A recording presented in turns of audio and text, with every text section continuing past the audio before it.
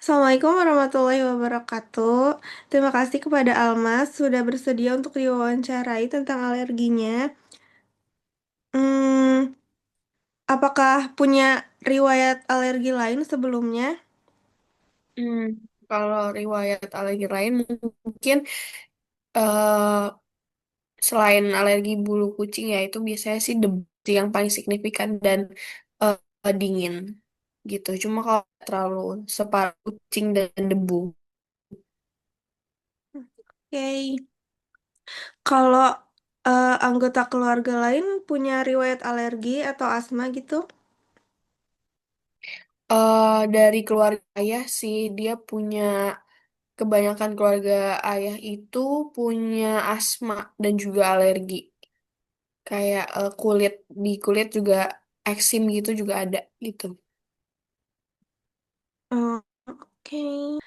Kamu kan alergi kucing. Terus sejak kapan kamu sering apa namanya interaksi dengan kucing? Sebenarnya aku juga mulai nyadarin kalau aku alergi kucing itu semenjak pelihara kucing di rumah. Nah, di situ baru notice kalau aku ada alergi sama bulu kucing gitu. Karena kan yang namanya punya kucingnya di rumah, melihara pasti sering main-main bareng gitu. Dan itu jarang jarang cuci tangan dan biasanya langsung mungkin dari situ sih sadarnya. Oke. Terus gejala apa aja yang kamu rasain habis kontak sama kucing? Gejala yang paling dirasain tuh matanya langsung berair sih, matanya langsung berair merah, terus susah nafas, sama batuk, tenggorokannya sakit banget, itu sih yang paling kerasa. Oke, itu berapa lama gejalanya? Biasanya kalau nggak langsung minum obat bisa 4 sampai 5 jam mungkin. Oke. Terus gejalanya muncul nggak kalau kamu langsung kontak sama kucing? Apa gimana? Kalau aku biasanya tergantung sih ya. Biasanya kalau misalnya mungkin kalau dari akunya juga lagi kurang sehat, biasanya itu bisa langsung sih gitu. Tapi kalau misalnya yang kayak lagi aku kerasa lagi sehat aja gitu, nggak langsung sih. Atau mungkin biasanya di awal kayak dari bersin-bersin sih gitu. Oke. Gejala kayak gitu tuh ngaruhin aktivitas seharian kamu nggak? Banget, banget. Apalagi kalau misalnya debu ya, karena debu kan di mana-mana. Jadi kalau misalnya mungkin kalian juga sering dengar kalau debu di kelas aku bersin lebih dari sekali dan itu pasti ngeganggu juga nggak hanya buat aku tapi buat sekitar juga. Apalagi kalau kucing, kucing juga kan di mana-mana kita juga nggak bisa kontrol kayak jangan ada kucing gitu misalnya. Apalagi di umum itu sih paling ngeganggunya. Oke. Terus kalau misalnya gejalanya lagi muncul nih, kamu ngapain? Kalau udah kerasa banget aku nggak nyaman atau misalnya aku harus ngelanjutin aktivitas biasanya sih langsung minum obat ya. Tapi aku nggak punya obat yang kayak signifikan obat alergi itu. Biasanya aku entah kenapa ini benar atau enggak sugesti atau gimana, aku minum obat asma aku sembuh Oke. gitu. Oke. Kamu pernah periksa ke dokter gak tentang alergi kamu ini? Oh enggak sih, enggak pernah. Oke. Terus cara kamu ngehindarin kucing itu gimana? Sebenarnya nggak pernah kayak ngehindarin kucingnya gitu. Tapi karena aku juga suka kucing. Jadi kalau misalnya aku pengen main sama kucing tapi aku nggak mau alergiku juga kambuh, biasanya aku sadar diri sih, maksudnya habis main kucing itu cuci tangan, terus juga bener-bener pastiin bersih dan habis main kucing tuh nggak langsung megang hidung, mulut atau mata gitu sih biasanya. Oke. Terus kamu khawatir gak sama kondisi alergi untuk masa depan? Cukup khawatir karena sebagai penyuka kucing kayak sayang aja sih ternyata harus tahu kalau aku alergi kucing juga dan sebenarnya masih pengen melihara kucing cuma karena udah tahu jadi pikir-pikir 2 kali gitu sih. Oke. Harapan kamu terkait pengelola alergi gimana?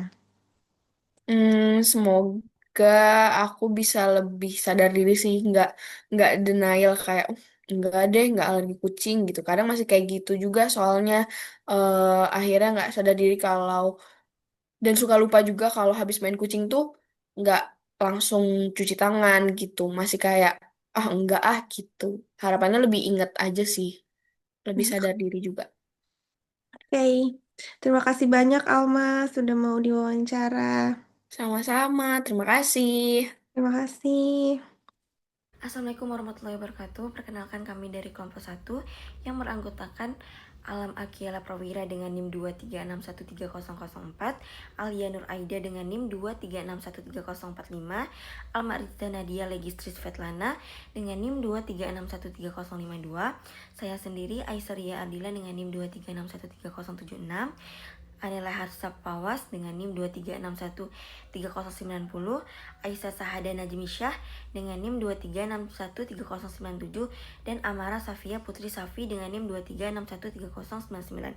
Pada kesempatan ini kami akan mempresentasikan materi dengan judul Summary Alergi Kucing yang merupakan bagian tugas wawancara mata kuliah imunologi. Selanjutnya adalah gejala. Alergi bulu kucing ditandai oleh bersin, hidung tersumbat, mata gatal atau berair, ruam kulit, batuk, mengi, atau sesak nafas. Dipicu oleh alergen seperti VLD1 dari bulu, air liur, atau urin kucing. Gejala biasanya muncul dalam beberapa menit hingga 1 jam setelah kontak, meskipun bisa tertunda pada paparan ringan. Gejala juga cenderung muncul setiap kali terpapar dengan keparahan yang bervariasi, tergantung pada jenis paparan, kondisi lingkungan, atau kesehatan individu.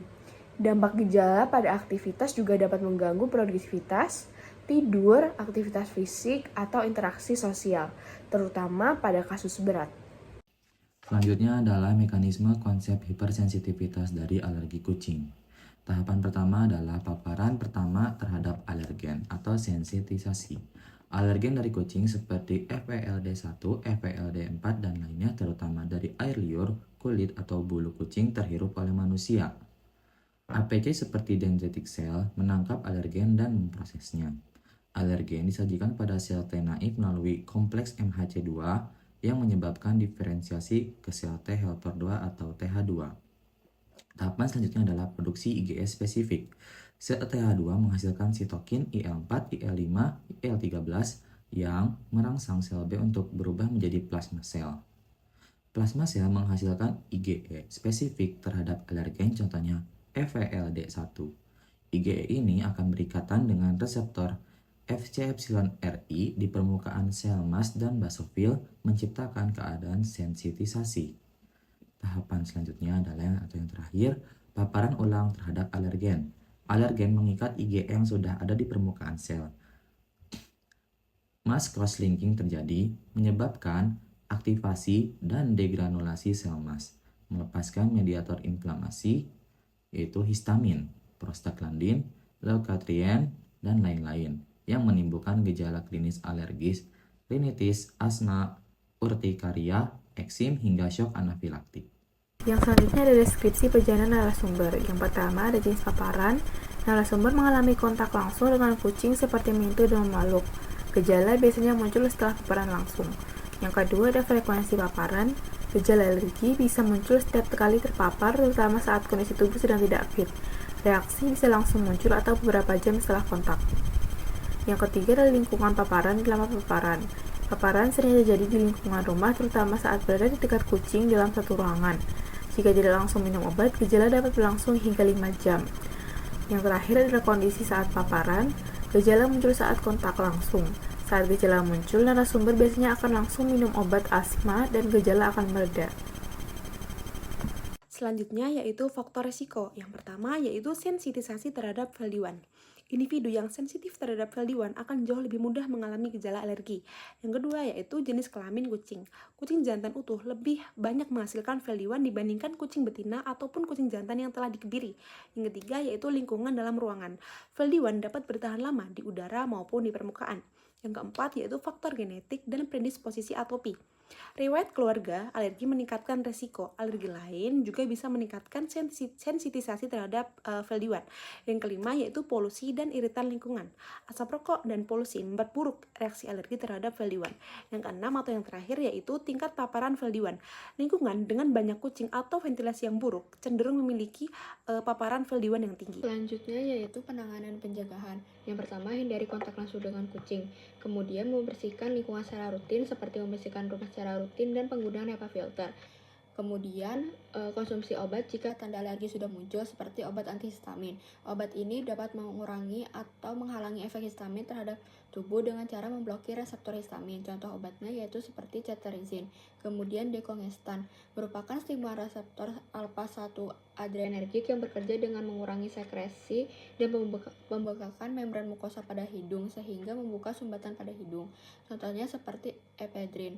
Kemudian kortikosteroid. Obat ini dapat membantu mengurangi peradangan dan gejala pada sistem pernafasan. Dapat disimpulkan bahwa alergi bulu kucing terjadi akibat paparan alergen seperti VLD-1 dari bulu, air liur atau urin kucing dengan gejala seperti bersin, hidung tersumbat, mata gatal, dan sesak nafas.